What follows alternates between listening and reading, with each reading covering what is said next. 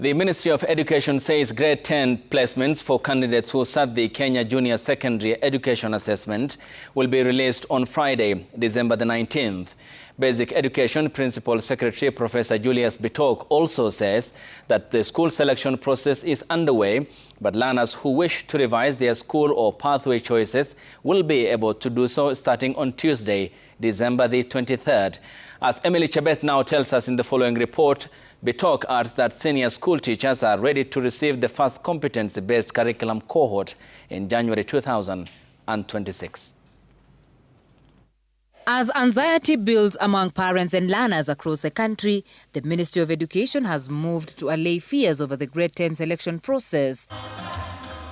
Speaking during the Kenya National Union of Teachers Annual Delegates Conference, Basic Education Principal Secretary Professor Julius Bitok confirmed that the process is on course. He says by Friday, December 20th, learners and their parents will know the schools and pathways they will join when the new academic year kicks off on January 12, 2026. To be able to know which schools and pathways they have been placed, a learner sends their assessment number to the number 22263, and there then instantly they will be able to know which schools and pathways they have been placed starting Friday this week.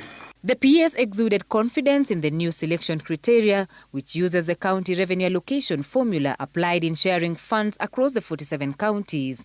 According to the ministry, the model is designed to promote fairness, equity and transparency while still allowing room for review where necessary.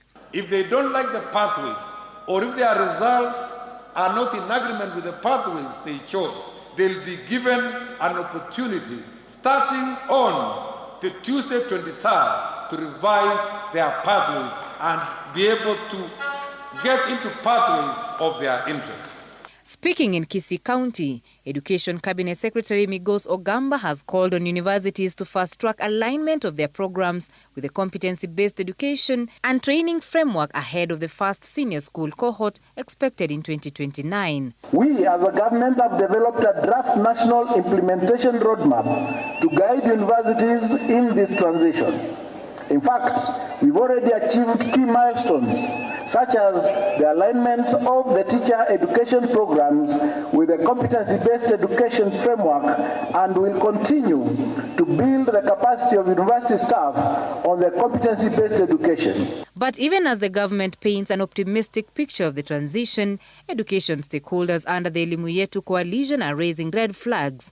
They are calling on the government to urgently bridge the teacher shortage and ensure adequate infrastructure is in place ahead of the shift to senior school. Fast-tracking teacher deployment and nationwide awareness programs led by the ministry, especially at this particular time.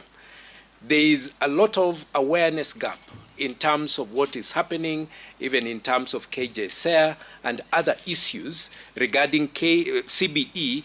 In response, Basic Education Principal Secretary Professor Julius Bitok maintains that senior school teachers will handle the pioneer competency-based curriculum cohort alongside the final 844 system learners have been adequately prepared.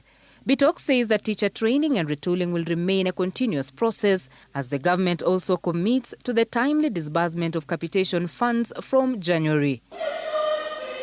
Emily Chebet, Citizen TV.